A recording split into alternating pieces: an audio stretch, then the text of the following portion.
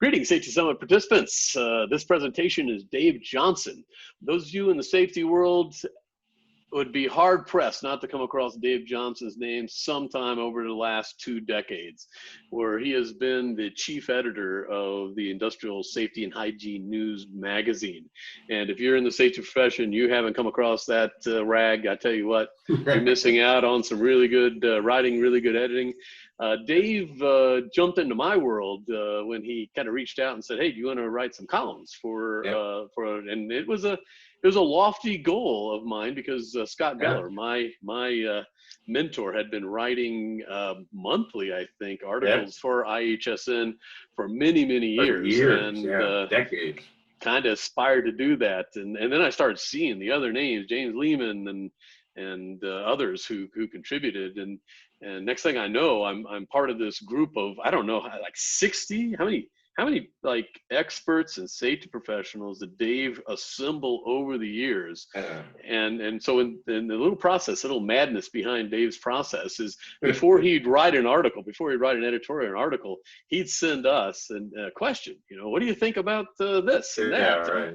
And then we all kind of say stuff, and then Dave kind of cites us and puts together his thoughts like the true journalist he is. And so a couple of years ago, I asked Dave to come and speak at the Safety Summit and give us his perspective on the EHS profession, and really kind of opened our mind to what the next generation of the safety professional's job is. But, I noted in that talk, Dave, that you didn't say there's going to be a pandemic coming up. No. So I had somehow I missed that. I talked about climate change, and I talked about rising floodwaters and technology and all kinds of stuff. Extreme weather, technology, but somehow I missed infectious diseases. So, ladies and gentlemen, I had to bring him back. The ball, Tim. So I had to pull Dave back for this year's virtual Safety Summit, where we are attacking the pandemic and looking at behavioral and professional safety approaches to fight infection control. So I just really want to remind everybody before I turn it over to Dave that below Dave's video in our website, you'll see the comments section. And if you would, as Dave talks or as we have our discussion directly after Dave's presentation, and you have a question or you want to write a comment, please write it in there. And then on August 25th at 1 o'clock Eastern time, we'll be having a live session. A lot of our speakers will come back as panelists, and that will be my list of questions to ask in that session. Of course, that session will be recorded to follow up on that. So please use that, folks. And without further ado, and been excited about this one ever since Dave said he would do it. I give you Dave Johnson, longtime safety journalist who, and I have to say, he sent his email out to the big group of us, and he started asking about the pandemic, and he got a lot of great responses. So he's going to be speaking to us today about the EHS profession in the face of the pandemic. So Dave, take it away. Tim, thanks much. Very nice introduction. Yeah, I've had the pleasure of working with Tim, knowing with Tim writing for the magazine for years. He's one of the cadre of writers that really has given ISHN, its Industrial Hygiene Safety News, its voice over the years. And Tim really doesn't need much of an editor. He, in working with him on his book and columns that he's written, he's a darn good writer to be. He makes my job easy. He's a darn good writer to begin with. But as Tim said, I'm going to be coming at you today as a journalist. I'm not a safety professional. I'm a degree journalism major, and I've spent decades covering the safety field. Us journalists wander around a lot and change beats and jump from magazine, newspaper, whatever. I'm a stick in the mud with safety because really safety changes, as you folks know watching this, changes so much over the years. Take the BBS wave, or now HOP, human and organizational performance. There's always seems to be something coming along in safety to make it interesting. I wouldn't say this pandemic has made it interesting, but it's certainly something that has come along and has, obviously, as you folks know, have had a huge impact on the profession. And that's what I want to talk about in my slideshow here is, as you see on the title screen, how is the EHS profession faring amid the pandemic? And I guess the overwhelming feedback that I got is in that title, that most of the pros that I interviewed tell me that it's a mix of being overwhelmed, confused, and at the same time, and we'll get into this in the slideshow, reasons to be optimistic, even in the midst of this chaos and this crisis. So without further ado, let's move into the presentation. And I want to do something a little bit different here. I want to start off with a hypothetical case. This is not real world. This is an imaginary case study that I've put together for you. So keep that in mind as we go through these slides. This is a hypothetical automobile manufacturing plant. Say it has 3,000 employees. It's on 300 acres. Now, in this hypothetical case study, for starters, there is no OSHA. OSHA doesn't exist. There are no federal regulations at all governing this imaginary manufacturing plant or any plant. OSHA doesn't exist, again, in this hypothetical case study. No OSHA, that means there's no federal requirements for personal protective equipment or any other safety practices, confined spaces, lockout, tagout, hazard communication, you name it. No mandatory federal requirements. So in lieu of there being no OSHA and no federal regulations, this imaginary auto company and really every company across the land in this imaginary scenario makes up its own safety recommendations, to each their own. And not surprisingly, this gives safety pros some problems when you're only working with voluntary guidelines and voluntary requirements. Enforcement of voluntary guidelines in the absence of federal mandates is really difficult, where there's no penalties involved with voluntary standards, there's no citations, no fines. So the safety pros have a tough job when it comes to enforcing the company's rules. And I should mention something else here. At this imaginary auto plant, and this isn't the only plant like this, but in this plant, this automotive plant, management doesn't model safety behavior. Safety is not top of mind with senior executives. They don't many times walk around wearing the proper PPE. They're not following safety, even minor safety practices like holding handrails, walking downstairs, things like that. Management has other priorities. That being the case, in this imaginary automotive plant, the safety pros who are there are not looked at as trusted advisors. Again, management has other priorities, other things on their minds. They're not really listening to safety. And the safety folks have a number of challenges at this plant. For instance, they're dealing with some workers, sizable part of the workforce, these 3,000 workers. They're afraid of getting sick. They're afraid the plant isn't clean enough. They're afraid the safety protocols aren't strict enough. So there's definitely a fear factor with some of the workers on the front lines, and the safety pros have to deal with this fear factor.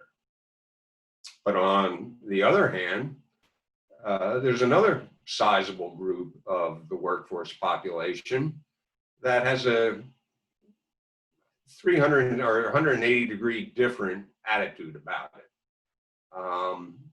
They don't see the risk. They don't see the reason for wearing PPE. And since it's voluntary, in many cases, they don't wear the PPE.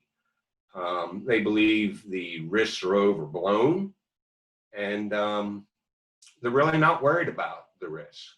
So the safety pros, on the one hand, have to deal with employees who are very risk averse, and then they have to deal with employees who are very risk tolerant, and it's quite a challenge going back and forth, engaging with these two very different types of worker attitudes.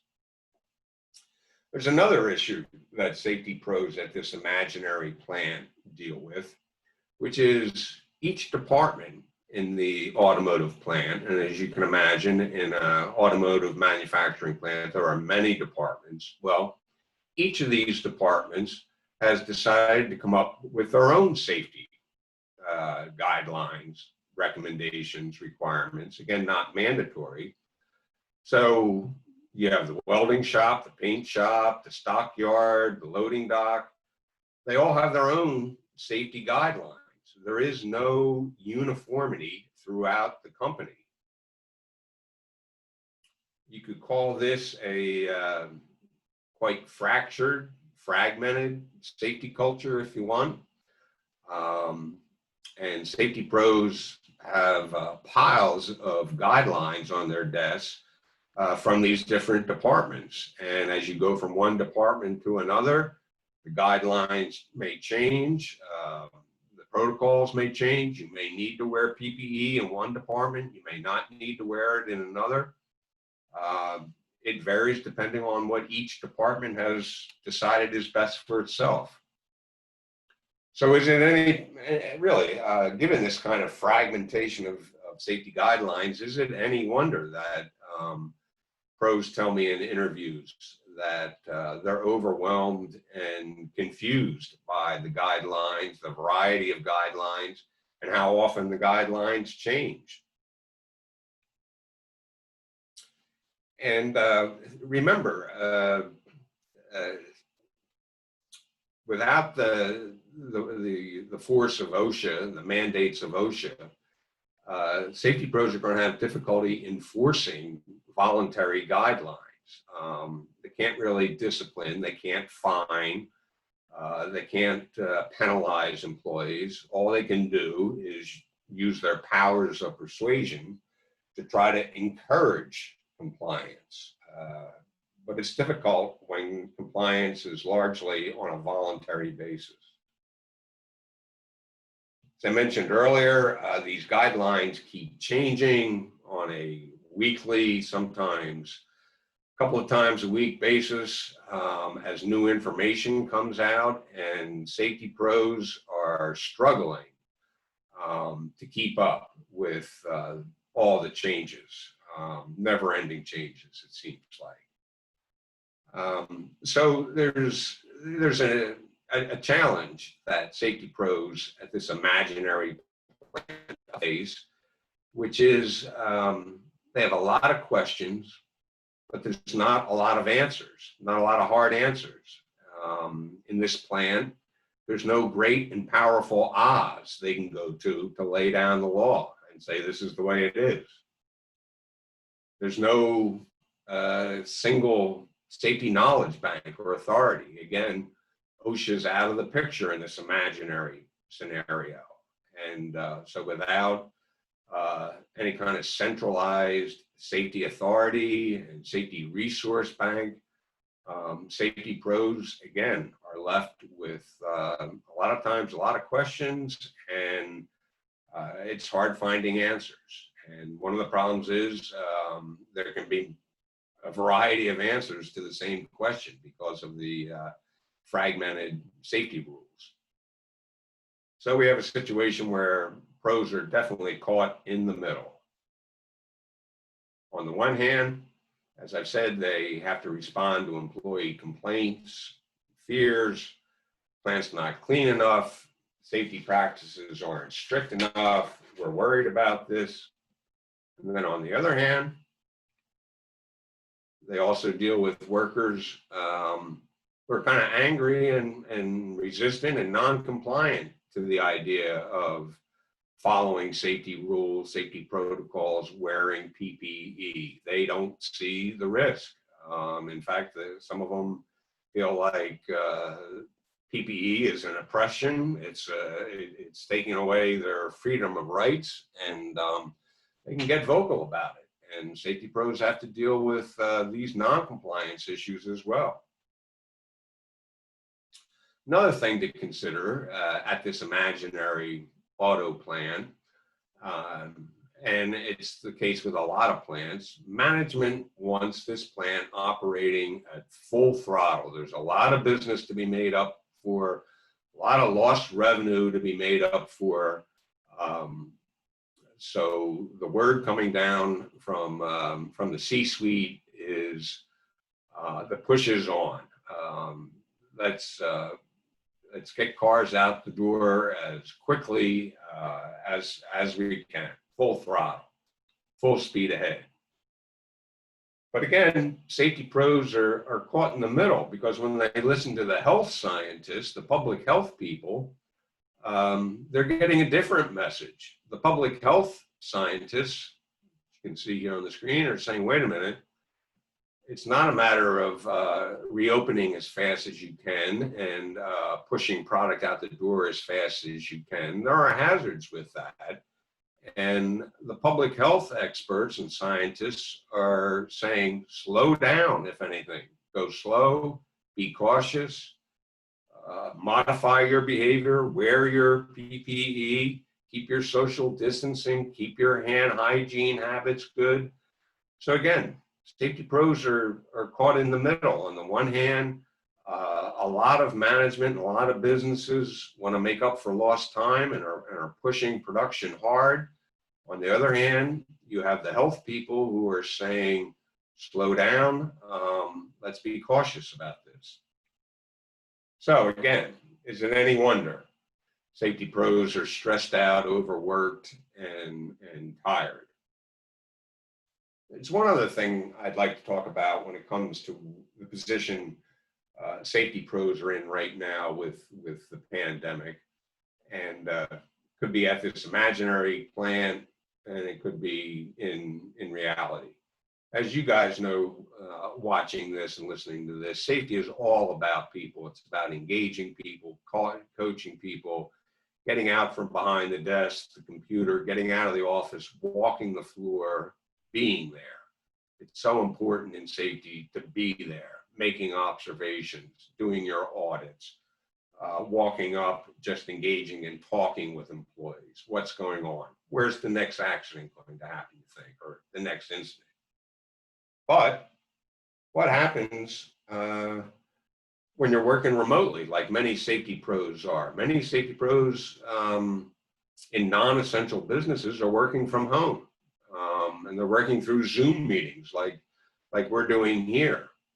And how effectively, it's a big challenge, how effectively can you engage the workforce when you're doing it remotely, when you're doing it virtually? There is no classroom training, for instance. In many cases, the whole safety rhythm of an organizational culture has been disrupted. There's, in some cases, I've been told when interviewing, we've stopped with pre-shift huddles. There's no post-shift huddles. Can't get a lot of people together for group meetings, team meetings, safety committee meetings. And interestingly enough, if you think about it, the old hierarchy of controls has kind of been turned on its head. And what used to be at the bottom of the pyramid, personal protective equipment and administrative controls, are now at the top of the list of what safety pros are responsible for. Got to wear your PPE, got to wear your mask, got to do the administrative controls and rotate people maybe in and out of shifts on a different basis, and watch your scheduling, and don't have too many people in a room at the same time. Meanwhile, engineering controls, which, you know, in the classic hierarchy of controls, is at the top. During the pandemic, it's difficult to put a lot of these engineering controls in place. So one of the consequences of the pandemic, I think, that's interesting to me anyway, has been how the hierarchy of controls has kind of been flipped. The old pyramid's been flipped on its head. So this is where the imaginary scenario ends that I've been talking about up to now, this imaginary auto plant with each department having its own safety guidelines, there being no federal OSHA, there being different camps of workers, some very compliant, risk averse, others non-compliant, risk tolerant. This is where my presentation moves from that imaginary case study into what's really happening on the national level currently. And I came up with that case study because it struck me that what I put together for an imaginary case study is really what is happening on a national level. There is, of course, federal OSHA is alive and well, or fairly well, given its perpetually underfunded resources and enforcement inspection workforce. But federal OSHA is alive and well in Washington, but there is no federal OSHA requirements specifically for COVID-19 safety. That's not to say there haven't been attempts. Democrats in Congress have lobbied for an emergency temporary standard out of OSHA on COVID-19. Workers' rights groups, labor unions even filed suit, which was dismissed. And the folks at OSHA, the leadership at OSHA are very firm and have been throughout the pandemic, saying that an emergency temporary standard for COVID is not necessary. We have enough standards in place that we feel secure that workers are being protected, and as businesses reopen and as essential businesses run, there are adequate protections in place. So without a national workplace COVID safety standard, again, it falls back on each business, as in my imaginary case study. Each business has to figure their COVID safety practices out for themselves. And for large corporations with multiple sites across the country, they even have a bigger headache because, as you folks are, I'm sure, aware of, almost every state has its own COVID protocols and safety guidelines. Some states are very tough, such as California or Washington, Oregon. New York, for a long time, had a very strict lockdown. And then you can get to states in the Sun Belt, Texas, Arizona, Florida, Georgia, South Carolina, with much more relaxed guidelines. And then you can get beyond the states, and there can be COVID guidelines and recommendations, sometimes requirements at the county, even at the municipality or city level. And so this creates a patchwork quilt of COVID guidelines that corporations with multiple sites across the country have to deal with. And it's obviously a headache for corporate HQ, corporate level EHF personnel, trying to come up with some kind of continuity and some kind of consistency with how they're approaching COVID safety in their plants, given this fragmented, very fragmented picture of COVID safety guidelines across the country. And again, whether you're talking about state guidelines, county, local guidelines, for the most part, they are voluntary and they're largely unenforceable, just like in my imaginary case study. You're really relying on voluntary compliance. Wanted to put up a couple of slides here, and I'm not going to read these quotes. I'll just leave the slides up for a couple of seconds so you can read some of what I'm calling real world reports from the front lines. When I've done interviews in my reporting with safety pros, these are some of the comments that I'm getting back. Some more examples. And as you can see, there's no consistency to the responses either. Safety pros, depending on where they are, the kind of plants they're working in, could be meat packing as opposed to office work, wide range of perspectives, wide range of reactions and opinions about how safety pros are handling COVID-19. One more slide with some quotes for you, again, to show you the diversity of opinions that are out there. Not surprising given how diverse safety work can be and how different safety cultures can be, or organizational cultures can be, from one plant to the next, even in the same industrial park. But I like to, if I can, and when I'm writing articles, or if I'm giving presentations like this, if I can find an upbeat way of ending the presentation.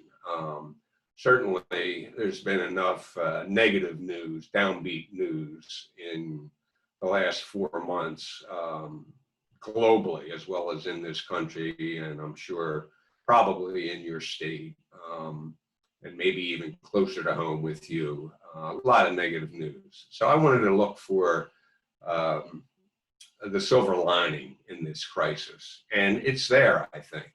And in fact, the reason I think it's there is because, again, my interviews, my reporting, safety pros are telling me things, quotes like you see up on the screen here. Again, I won't read them, but you can see a number of safety pros see positives that have come out of chaos.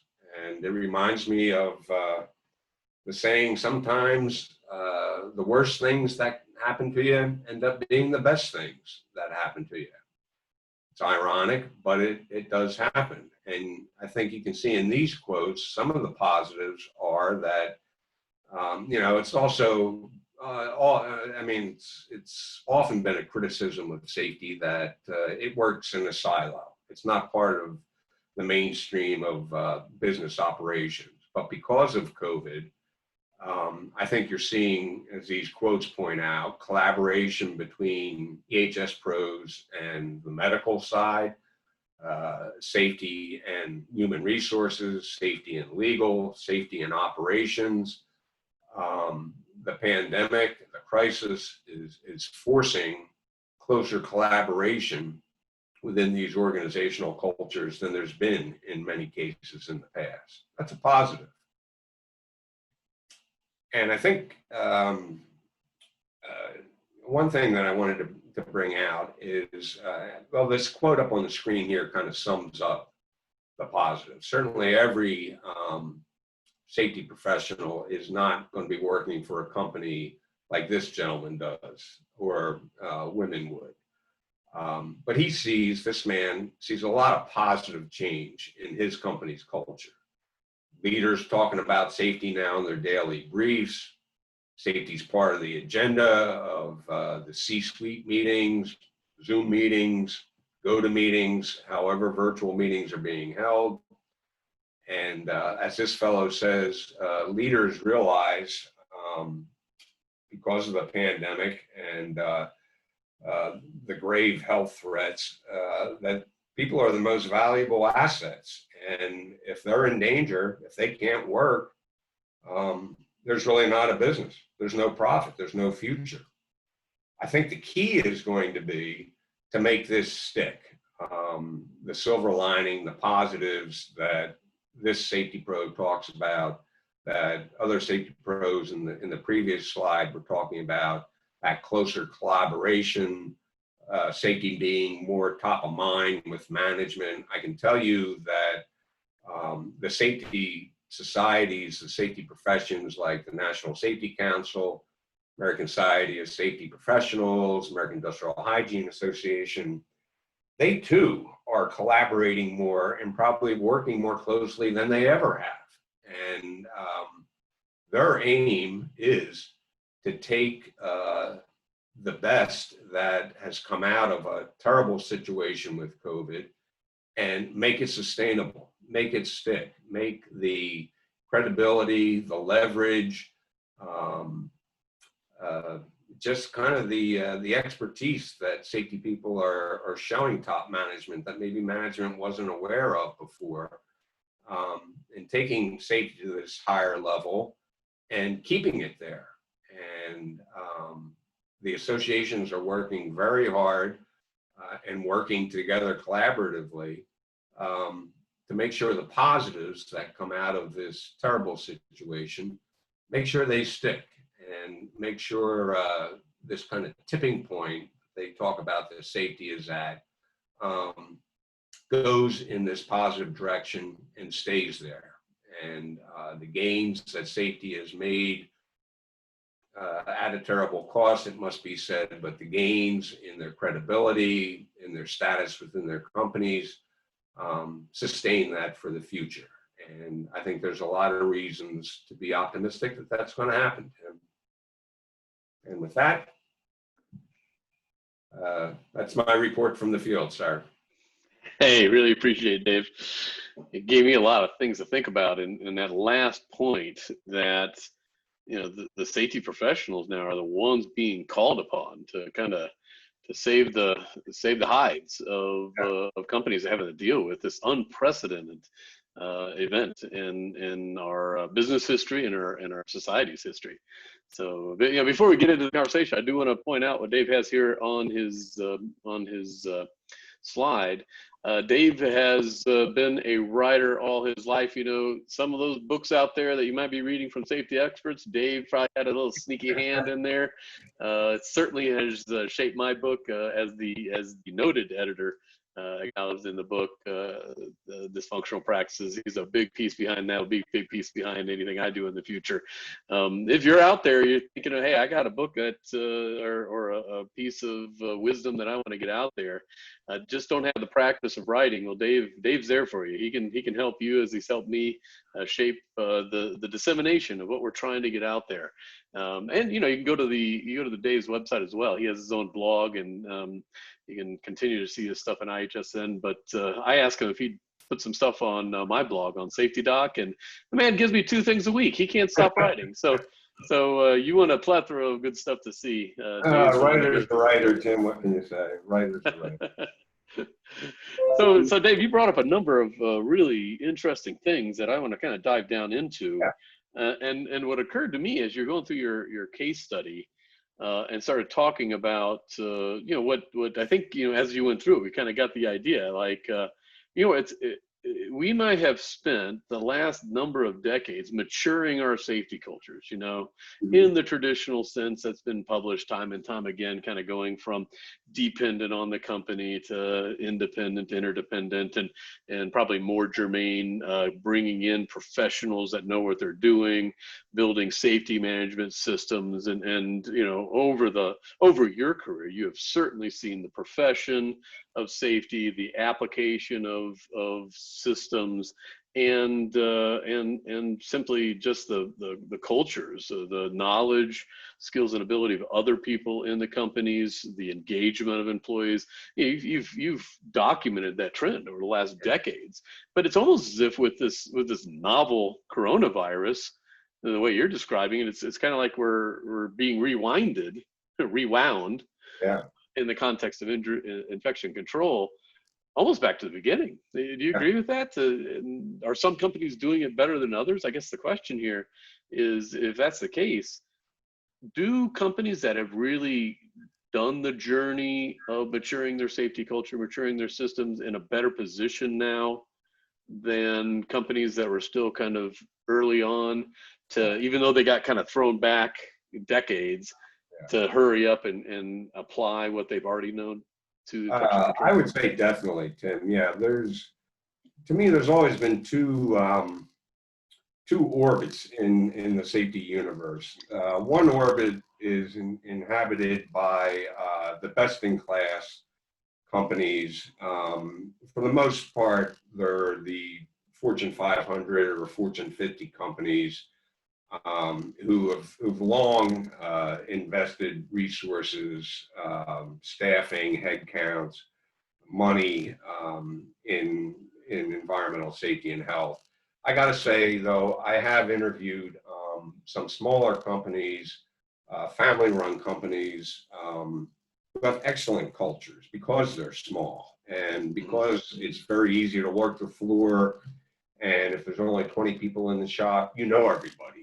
And when you talk about being your brother's keeper, your brother's sister's keeper, or you talk about watching out for each other, in some of those small businesses, they do an excellent job of that because of the culture.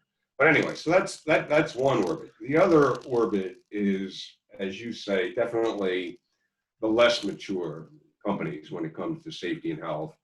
And these are the companies that pretty much don't go beyond OSHA, I would say. And many of these companies don't have, they don't see the need to spend money for a full-time safety and health professional. They'll give the job part-time to somebody out of HR oftentimes, or maybe operations. I've heard a variety of titles in companies that have taken on safety responsibility in companies where really all they're concerned about is staying out of trouble with OSHA.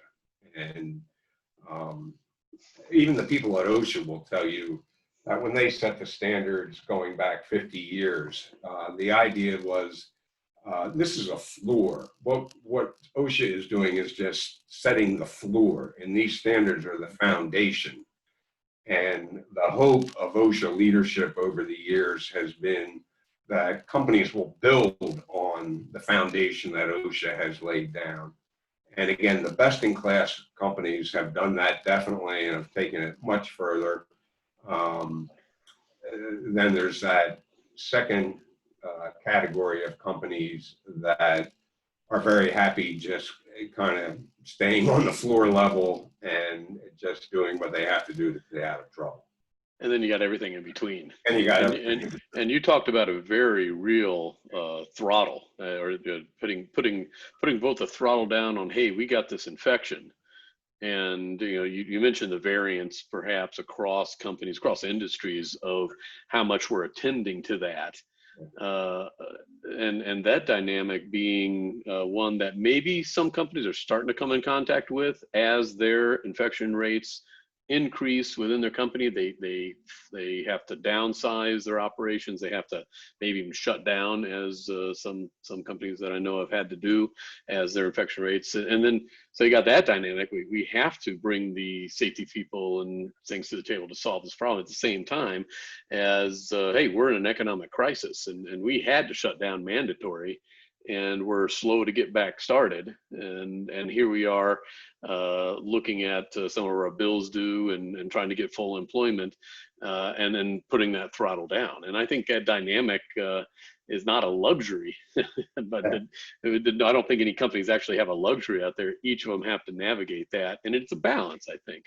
And you make me think of something, Tim. Even the best-in-class companies, even the companies with those mature, sophisticated, really world-class safety and health companies that everybody would look to as really the shining examples. They've never dealt with a situation like this before. None of us have.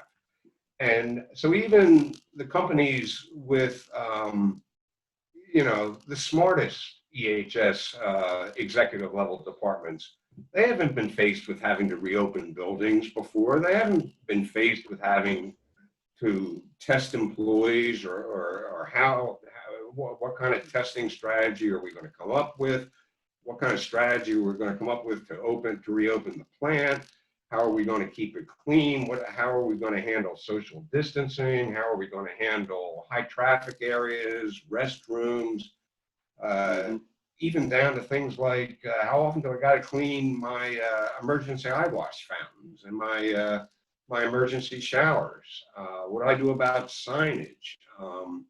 So even for the best companies in safety, this is a novel experience. And so they have a lot of questions. And then compounding their challenge is the fact that they have the ever-changing guidelines, and they don't have one federal source that says this is the way you got to run, this is the way you got to reopen your plant. No, it's different in every state. It can be different in counties. It can be different in municipalities. And this is something that is new to even the best safety professionals and the best companies. Yeah, they've long gone beyond compliance and long, for decades, many of the best-in-class companies have had compliance under control and have gotten into other areas such as behavior-based safety, observations, now HOP, human and organizational performance, human factors, error reduction, things like that. But now they're kind of, like you say, it's kind of deja vu all over again, and they're dealing with a lot of compliance situations, COVID compliance. And again, it varies by state, it varies across the country, and it's very much a challenge. And so even the best companies have a lot of questions about what do I do with reopening my plant. I have a lot of devil in the detail issues and questions that I'm looking for answers for. Gotta say, Tim, one thing that's going on, even if it's virtually, and I think this is why a conference like yours is great, companies are they've always been interested in what other best-in-class companies are doing. Now, during this pandemic, that interest has probably, I would say, even reached a higher level. Companies want to know, well, what are you doing? How are you reopening your plant? What protocols are you following? What guidelines are you using? So benchmarking, if you want to call it, or networking, even though it's a little bit trickier, but we got a lot of technology with Zoom and GoToMeetings, and there's a lot of ways to network, and your App Safety Summit is a real good example of it. But I think this pandemic has made information sharing and benchmarking and finding out what other companies are doing. It's probably more intense than certainly it is in normal times. Critical. I think you put your finger on it, though. The companies who have been active in maturing their culture, maturing their safety management systems, and from a behavioral standpoint, I think Nike said it, bodies in motion, stay in motion, right? And it's the same thing.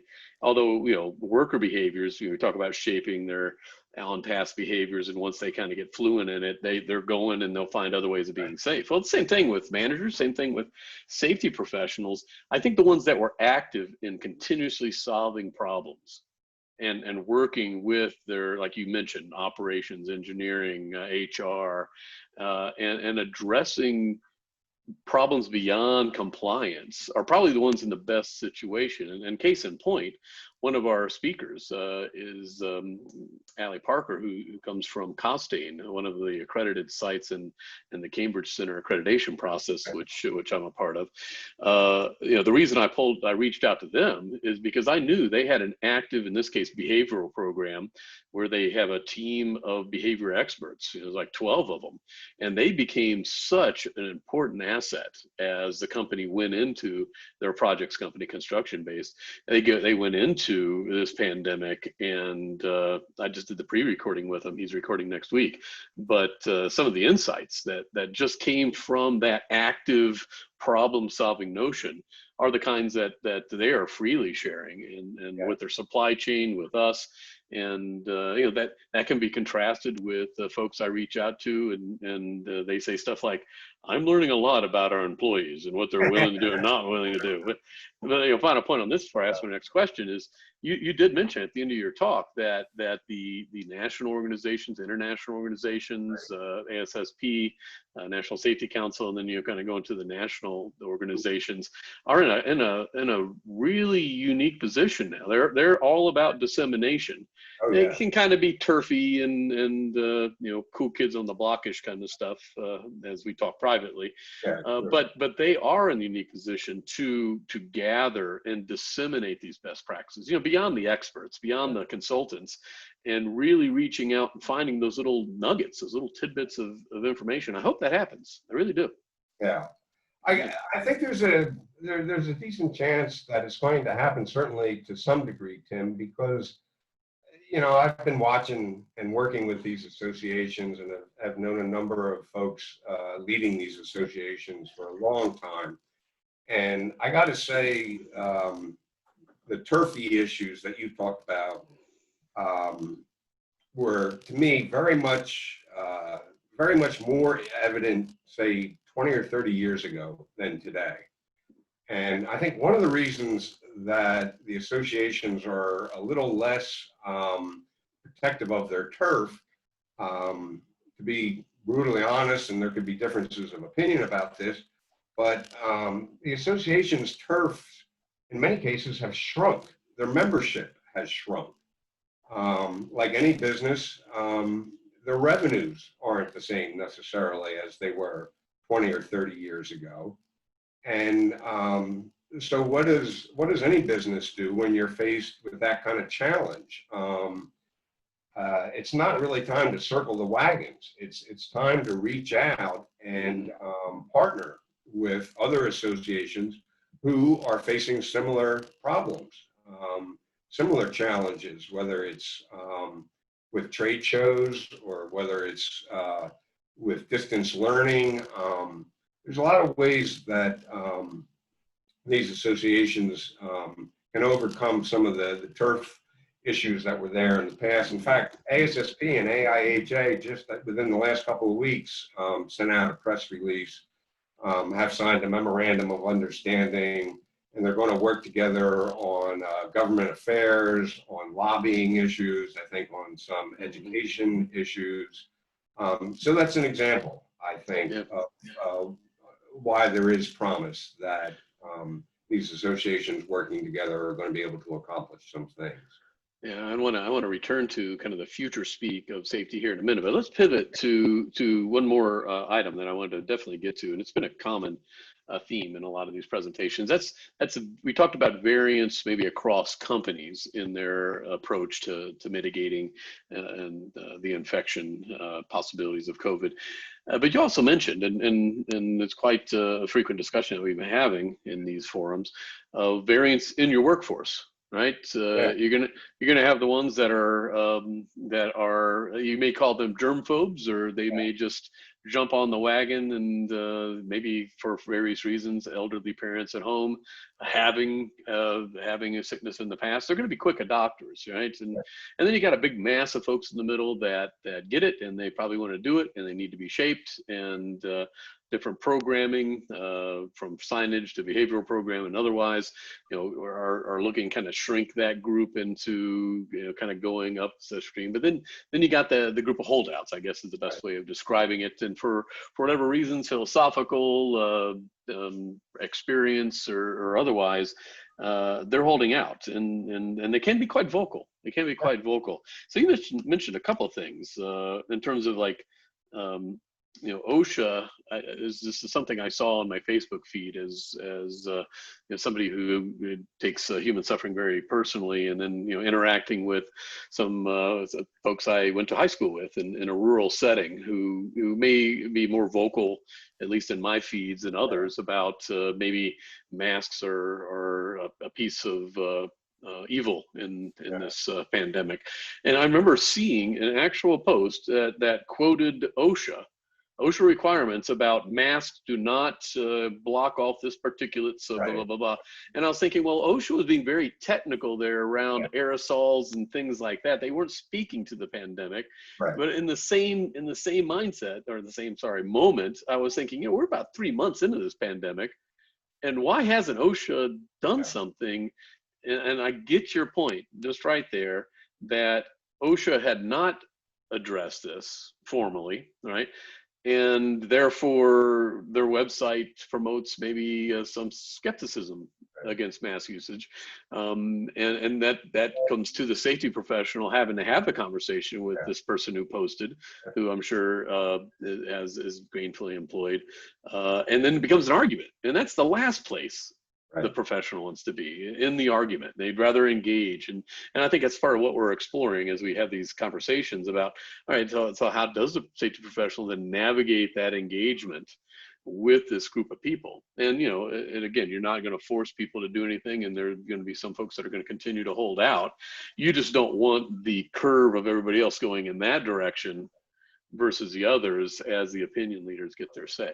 So I was curious, you can speak to any of this, but you did mention unions being active in this. And it occurred to me, I can't really guess if they'd be kind of active in one way, trying to get more PPE and masks and stuff like that, or maybe active in the other ways, saying perhaps we're going a little bit beyond the boundaries of what an employer can ask for by requiring these things. So what have you heard in terms of the union standpoint?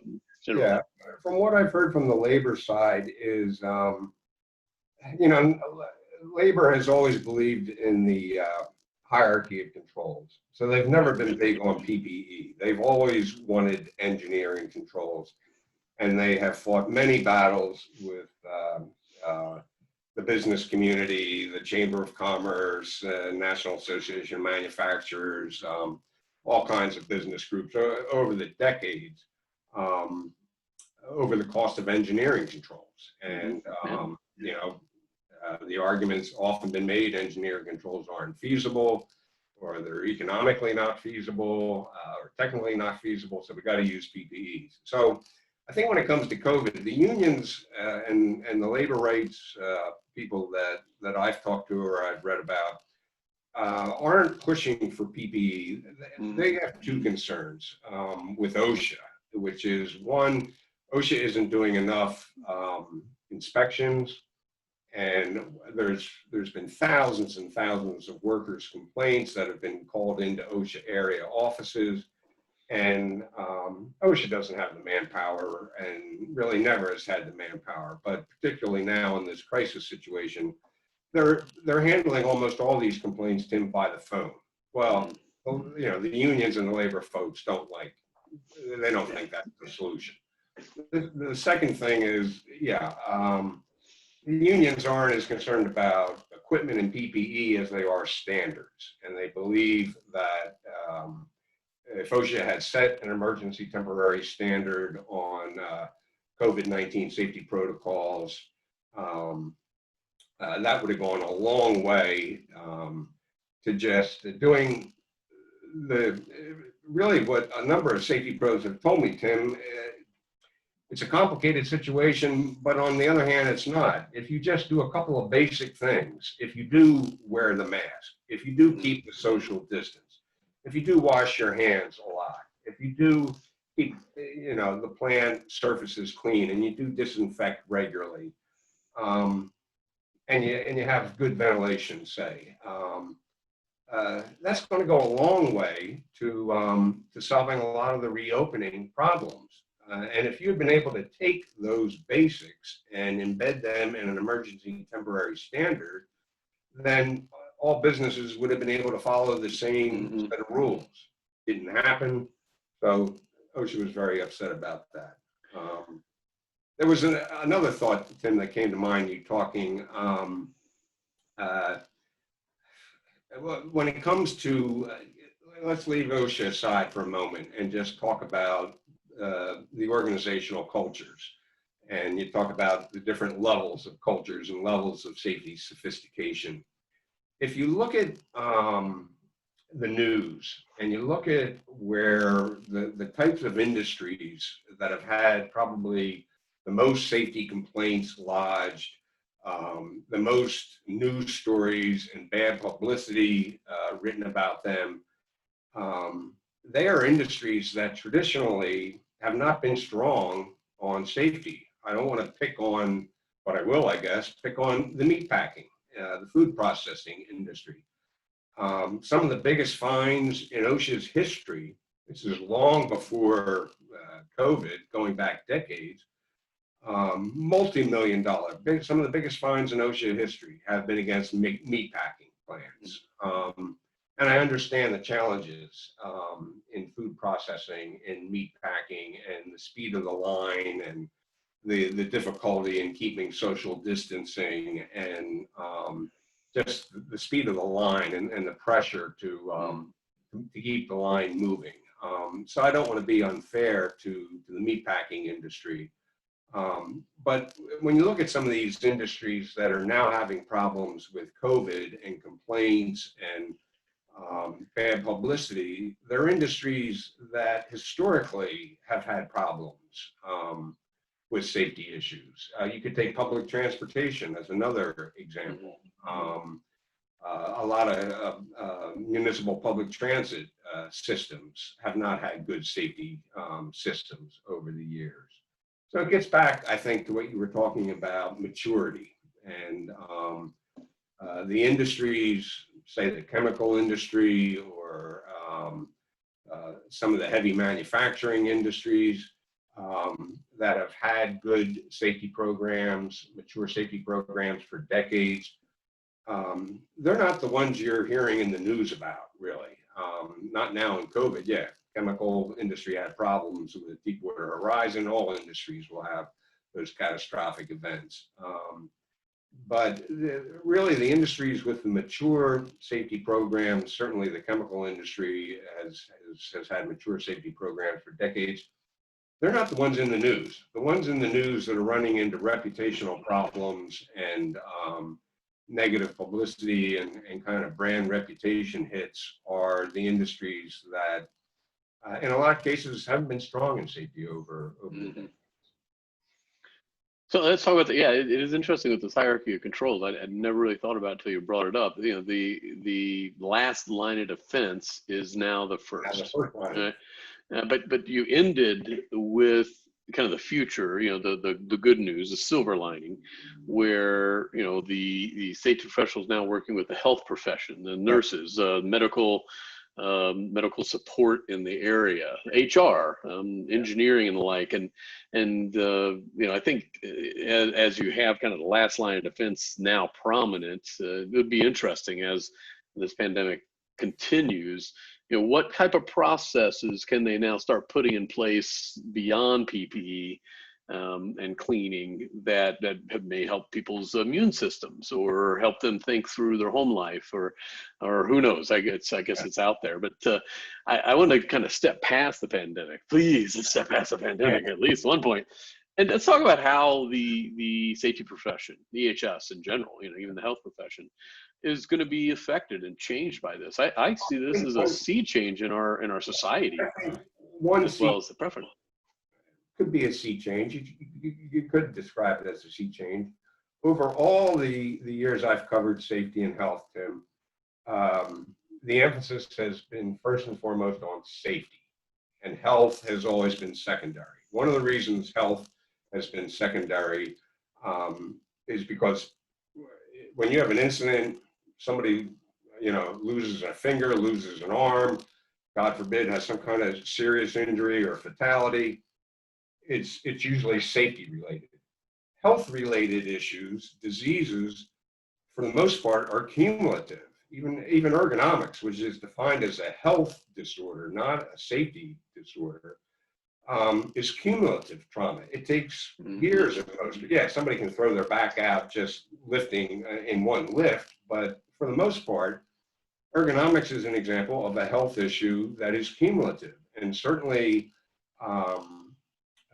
many industrial hygiene situations, when you're dealing with toxic overexposures to very toxic chemicals, can take 20 or 30 years to show up as a disease in a person.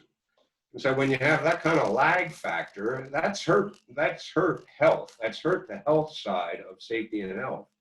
And I think one of the things that hopefully we're going to see come out of the pandemic and go far beyond when we can look in the rearview mirror at the pandemic is there's going to be, I think, a sustained more interest in health. You've already kind of seen that. It was coming before the pandemic. I saw health getting a greater emphasis, and you see it with the wellness programs. You're seeing more talk about well-being. You're seeing more talk at conferences about wellness and well-being and healthy lifestyles, and what are people doing off the job concerning lifestyles and health issues, whether it's nutrition, smoking, exercise, that can affect their on-the-job performance. Mental health, for that matter. Yeah. So I think a greater emphasis on health is one of the positives. I think another positive is more companies are going to get beyond compliance.